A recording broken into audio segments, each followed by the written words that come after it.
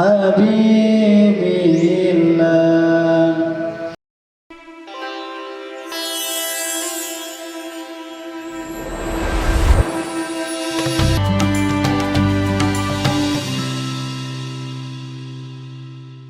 Assalamualaikum warahmatullahi wabarakatuh.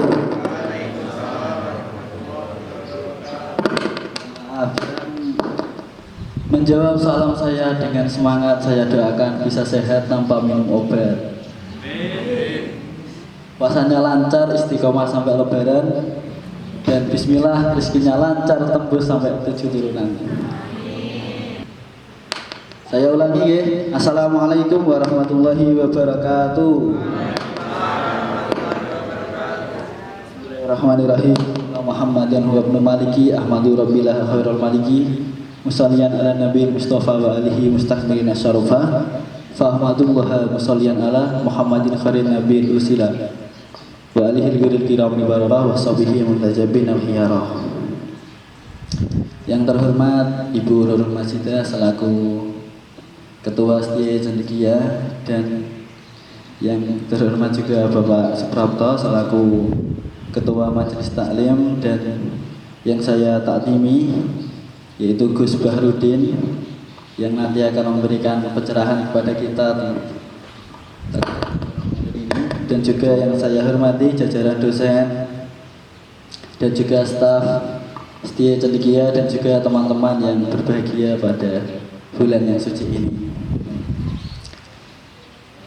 Pertama, pada bulan yang suci ini marilah kita panjatkan puji syukur atas kehadirat Allah Subhanahu wa taala, yang dimana dengan limpahan rahmatnya kita bisa bertemu dengan bulan Ramadan yang suci ini, dan semoga kita senantiasa istiqomah menjalankan ibadah kepada Allah.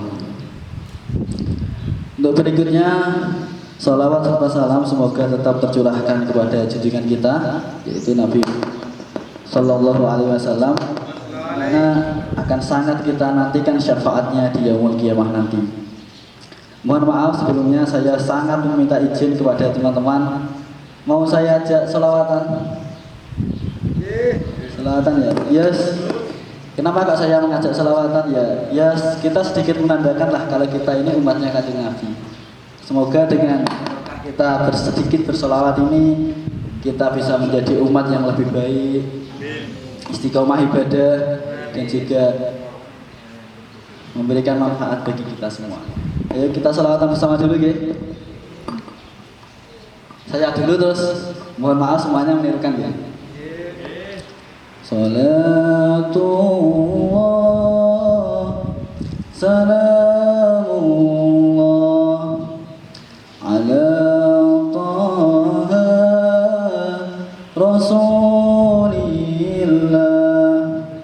Salatullah salamullah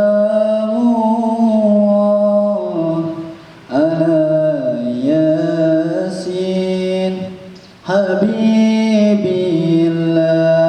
Ayo mohon sama-sama. Salatullah salamullah ala taha rasulillah. Salatullah salamullah ala yasin habibillah. Saya ada sedikit seiran dari selawatan ini ya. Tugase manungsa padha rejekine digawe beda, aja meri karo tangga lan Rasulullah mundhak cepet tuwa.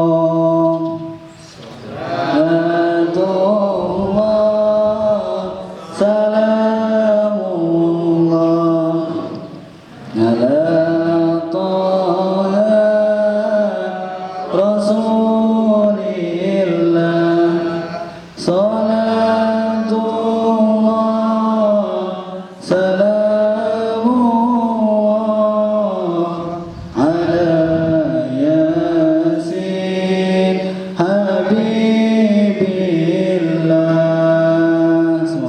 sholawatan kita tadi kita diakui sebagai umat Kanjeng Nabi di yaumul kiamah nanti.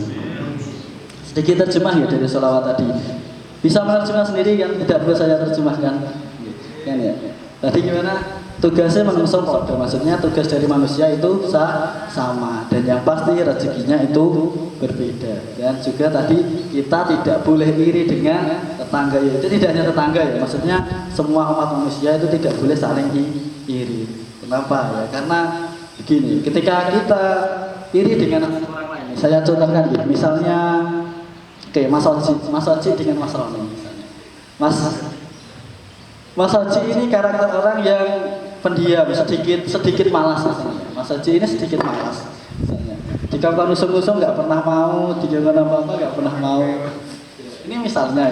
Terus sedangkan Mas Roni ini hanya super rajin ya. Super rajin, kesana kesini aktif sampai mewah dibawa kemana-mana itu. Misalnya ya. Terus beliau ini Mas Roni ini seorang motivator misalnya, motivator sana kemari habis ceramah mesti dapat amplop misalnya. Kan setiap orang yang di depan terus megang mic itu kan biasanya dapat amplop. Enggak, itu cuma bercanda. Ini bercanda. Ini misalnya, ini contoh. Terus Mas Oji ini merek. Walah, Roni gitu mau terima lambene ngecelupun saya itu amplop. Kan misalnya ya Mas Oji ditakdirkan jadi Mas Roni, terus setelah Mas Oji mengeluh seperti itu diputar rodanya. Mas Oji jadi Mas Roni tukang motivator. Apakah sudah tentu Mas Oji bisa melakukan yang dilakukan Mas Roni? Kan belum tentu. Maka dari itu kita tidak boleh iri terhadap rezeki atau pencapaian orang lain. Kenapa kok rezeki itu berbeda? Tidak hanya rezeki, di dunia ini pasti berbeda. Bahkan pendapat ulama itu berbeda. Tidak hanya pendapat ulama, bahkan agama itu kan sesama umat manusia pasti berbeda. Dalilnya itu di surat apa? Al-Kafirun. Lakum dinukum waliyati. Mungkin sudah tahu artinya gitu. Lakum dinukum, untukmu agamamu dan untukkulah agamaku. Tapi ada yang perlu kita tambahi, tapi tetap engkau adalah saudaraku. Maka kita tidak boleh iri dengan sesama. Tapi mohon maaf, hanya kata pembuka.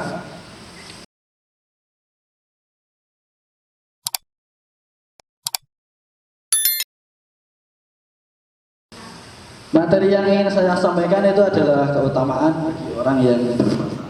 Ada 4 keutamaannya itu. Yang pertama itu shaim min tasbihun, namu shaim ibadatun, wa amaluhu mudha'afun, dan yang terakhir wa du'a'uhu mustajabun. Yang pertama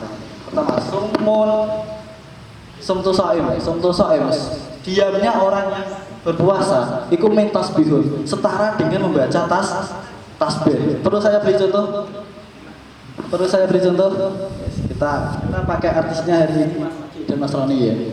Misalnya kan sumtu shaim, misalnya Mas Oji ini kan puasa, Mas Oji puasa dan Mas Roni juga puasa. Ketika Mas Oji itu ngajak ngerasani atau melakukan perkataan yang buruk dan Mas Roni itu hanya diam, maka Mas Roni terhitung tasbih. Misalnya gini, Mas Oji ini ngerasani saya ngerasani Raihan misalnya.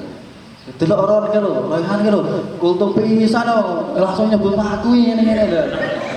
Misalnya seperti itu. Sedangkan Mas Roni itu hanya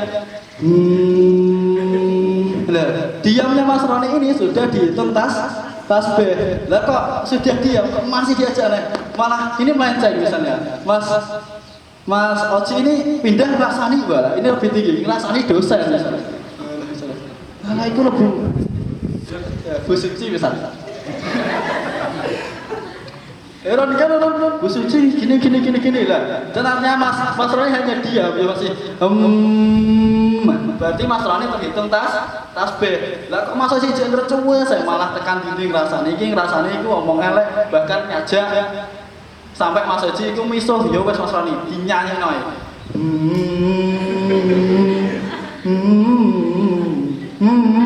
Kan ini sudah berapa diaman yang dilakukan Mas Roni, berarti berlipat-lipat lah tasbih yang diucapkan. Paham? Baik, langsung saja yang kedua, yaitu yang kedua tadi apa? Namu shaim ibadatun. Itu tidurnya orang yang puasa itu dihitung ibadah. Ya apakah terus kita saat puasa harus tidur mulai dari sahur sampai berbuka? Itu tidak. Itu namanya blundra ya. Itu terlalu mubalaghah dalam latihan mati. Ya. Misalnya saya contohkan lagi ya. Kita contohkan lagi Mas Haji dan Mas Roni. Ya karena mohon maaf ya, karena Mas Roni ini teman karib saya. Ya Mas Roni ya. Ya. Nah, ini contohnya seperti ini. Misalnya, Mas Haji kan puasa. Nah, Mas Roni ini puasa. Terus Mas Haji ini hobinya cari info. Info sarapan ini. Info nyayam. Misalnya ya, Mas Roni tidak dulu sahabatku. Aku ingin beribadah. Berarti kan tidurnya Mas Roni itu dihitung ibadah karena menghindari ajakan negatif dari Mas Oji. Maksudnya seperti itu. Baik kan? Langsung saja ya, saya takut waktunya molor. Langsung saja yang ketiga yaitu amaluhu mudha'afun. Ini yang akan sedikit saya perpanjang penjabaran. Wa amaluhu mudha'afun, yaitu amalnya itu dilipat gandakan. Kata mudha'af itu artinya double. Kalau di ilmu sharaf itu mudha'af itu artinya double. Do'afa, 2 kali lipat artinya. Bahkan guru ngaji saya itu dulu saat mengingatkan saya supaya mau ngaji, itu saya digini. Yo, 1 alif dalam Quran dibaca, beliau bilang gini, itu ganjarannya sama 500 huruf. 1 huruf itu sama dengan 500 huruf. Maka dari itu membuat niat kita beribadah di bulan puasa itu harus lebih giat. Karena apa? Menurut saya bulan puasa ini event. Ya event yang ada di dunia ini. Kita ibaratkan ya dunia ini panggung. Dengan segala keindahan kan dunia ini panggung, dengan ada manusia di dalam panggungnya. Tujuan kita di panggung itu untuk apa sih? Tahu ya? Ketika orang ada di panggung itu sudah pasti yang ditunjukkan adalah untuk menampilkan sesuatu, entah itu baik atau buruk. Ya tergantung Anda ingin menampilkan baik atau buruk di dalam panggung ini. Ya dalam tanda kutip dunia ini ya sebenarnya. Kenapa seperti itu? Karena bulan puasa itu ada event di mana setiap kita melakukan kebaikan itu dilipat gandakan, bahkan ketika kita melakukan keburukan itu juga dilipat gandakan. Menurut tanda kutip di sini, saya ingin menceritakan sedikit tentang beramal. Kenapa? Ketika kita beramal, kita itu ini dalam dalam kitab hikam. Ketika kita beramal, kita itu harus bersikap biasa saja. Ya. Sikap biasa saja, maksudnya jangan merasa bangga, jangan merasa senang.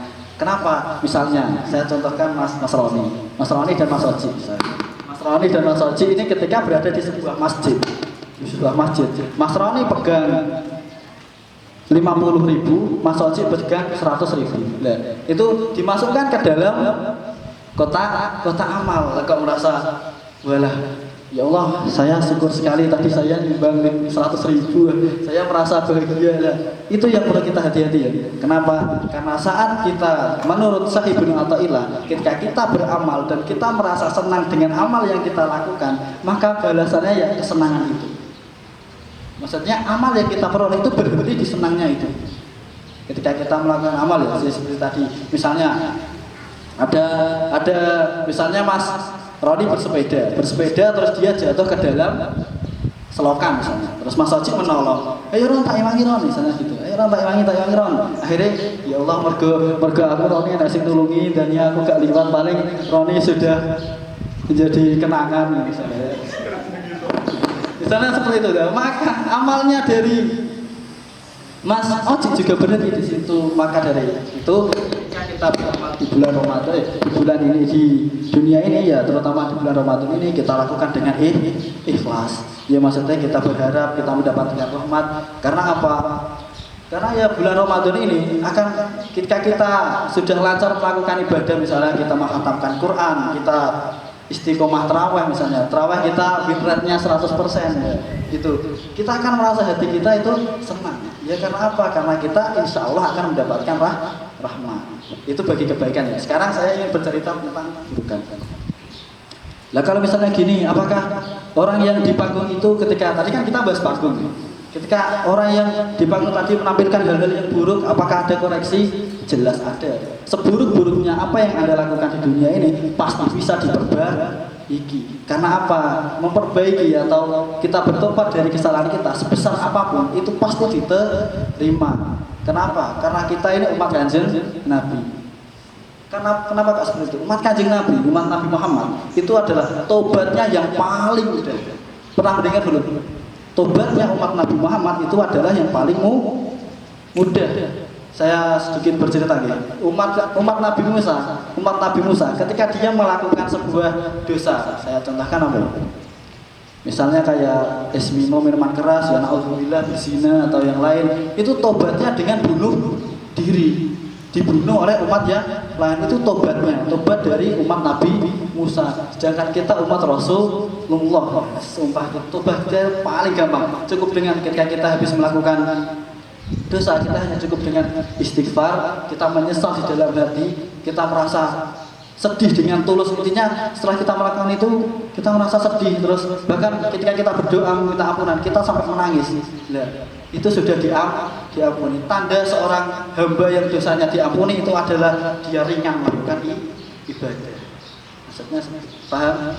Mohon maaf ya, maksudnya dalam konteksnya seperti itu. Kenapa? Soalnya banyak sekali ya orang zaman sekarang itu ketika dia sudah melakukan kesalahan dosa besar, dia merasa dirinya itu sudah di jalan yang keliru, dia itu putus asa. Apakah saya masih pantas menghadap Allah? Apakah saya masih pantas berkumpul dengan orang-orang seperti itu? Misalnya saya ini seorang pendosa, kan itu pemikiran yang menurut saya sangat-sangat salah. Karena semua pintu tobat, ampunan itu akan tetap terbuka sebelum panggung ini ditutup, yaitu hari kiamat. Jadi kadang yang membuat manusia itu gagal itu adalah keputusasaannya sendiri terhadap rahmat. Padahal rahmatnya Allah itu sangat besar sekali. Maka dari itu jadikan Ramadan ini kesempatan kita untuk beribadah, tarawih kita bisa istiqomah, kita tidak bolong, dan juga puasa kita tidak bolong, juga kita rutin melakukan hal baik dan menghindari hal-hal yang negatif. Maksudnya seperti itu. Tapi di sini ada saya memberi catatan, ketika kita sudah merasa kita sudah istiqomah, kita sudah menjadi orang pribadi yang baik, rajin ya, tidak pernah toksik dan lain-lain, kita itu jangan bangga. Misalnya kita sudah rajin ibadah, sunnah wajib kita lalui sudah terus. Nah, itu yang tidak boleh kita lakukan itu apa? Bangga. Kita bangga jadi seorang muslim. Wah, alhamdulillah saya gini-gini, itu enggak. Karena kan istiqomah, rajin sholat 5 waktu, baca Quran itu kan sifat normal yang seharusnya dimiliki umat muslim. Maka dari itu kita tidak boleh bangga jika kita menjadi umat yang seperti itu, yang dalam tanda kutip yang taat. Yang patut kita banggakan adalah kita sudah di yaumul kiamah dan kita sudah dipanggil oleh Allah. Ya mungkin ya kita datang karena bulan Ramadan ya. Ini saja tadi wa amaluhum mudhafun, amal yang akan kita lalui itu dilipat gandakan. Baik, langsung saja yang keempat, yang terakhir, yaitu du'a'uhu mustajabun, doanya diijabahi. Kenapa kok kita ini harus berdoa sih? Kenapa kok kita harus berdoa? Karena hakikatnya seorang hamba itu berdoa. Yang kita tidak pantas kita lakukan itu apa? Berdoa mengharap apa yang kita harapkan itu segera dikabulkan. Bukan tidak hanya mengucapkan ya, kita berharap di dalam hati seperti itu saja. Itu menurut Sahibul Mu'tazilah itu tidak boleh. Makanya yai sepuh terus ulama itu doanya singkat-singkat. Ya kenapa? Karena hakikatnya seorang hamba itu adalah meminta. Ya kita mau minta apa lagi sih dari Allah? Kita diberikan hidup ini kan sudah anugerah. Tidak hanya hidup, kita hidup dalam ketaatan, kita hidup dalam jalan kita yang lurus sekarang. Kita bisa berkumpul pada hari ini di majelis taklim, kita bisa puasa. Itu kan sebuah rahmat yang sebenarnya sudah sangat besar dan kita tidak perlu meminta apa-apa lagi kan. Ini kita hanya perlu beribadah kepada Allah dan memperbaiki diri. Maka dari itu ya untuk kali ini ya berdoa, hanya saja kita berdoa dalam tanda kutip hakikatnya kita ini seorang hamba. Ya tidak boleh misalnya kita berdoa ingin segera, misalnya Mas Haji berdoa, ya Allah saya ingin segera punya jodoh. Terus besoknya, ya Allah kok saya tidak dapat jodoh ini gimana? Nah, itu kan tanda dia ingin segera diijabahi doanya. Itu sesuatu yang salah karena apa? Allah itu tahu yang terbaik untuk kita. Maka dari itu pada kesimpulannya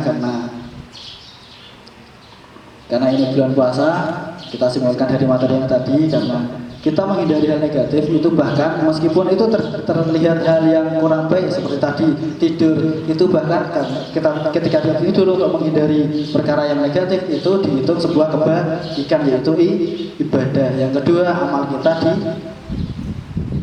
dilipat gandakan ya, ketika kita sholat raweh, kita membaca Quran dan sholat, apalagi sholat kita sholat jamaah, maka pahalanya itu akan lebih besar. Yang terakhir kita adalah berdoa agar kita menjadi makhluk yang lebih baik lah. Ketika saya itu pernah dipesani, ketika berdoa itu tidak perlu macam-macam, cukup dengan ini yai dari versi yai saya ya, itu doa yang paling beliau harapkan untuk santri-santrinya itu adalah Rabbi habli minas sholihin.